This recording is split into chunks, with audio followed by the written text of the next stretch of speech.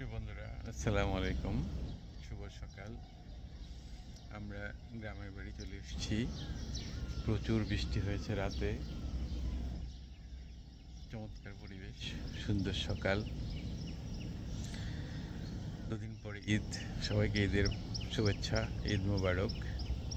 প্রিয় বন্ধুরা, দেখো এখানে কি একটা সুন্দর ফুল ফুটে আছে। যে দেখো, ওয়াও, হলুদ রঙের ফুল।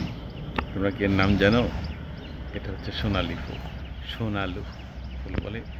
প্রচুর বৃষ্টি হয়েছে, বৃষ্টিতে মাঠে পানি জমে গেছে, চারিদিকে স্নিগ্ধ হাওয়া বইছে।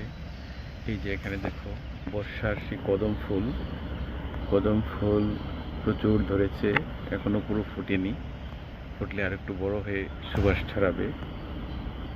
বর্ষার কদম ফুল। একটু দূরে বন্ধুরা দেখো প্রচুর আম পেকে আছে গাছে, খাওয়ার কেউ নেই, লাল হয়ে আছে, হলুদ হয়ে আছে পেকে। এই যে দেখো বন্ধুরা, এইখানেও কিছু ফুল ফুটে আছে হলুদ রঙের। ওয়াও, খুব সুন্দর হলুদ।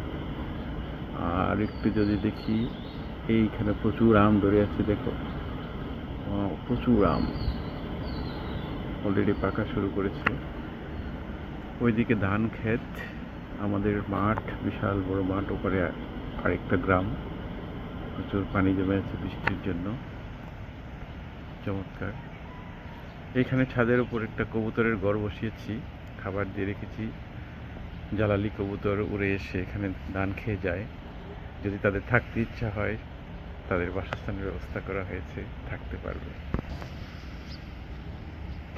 প্রচুর পানি জমে আছে, বৃষ্টি, হেভি বৃষ্টি হয়েছে। আমাদের বাড়ির এপাশে বাঁশঝাড়, ঘন বাঁশঝাড়।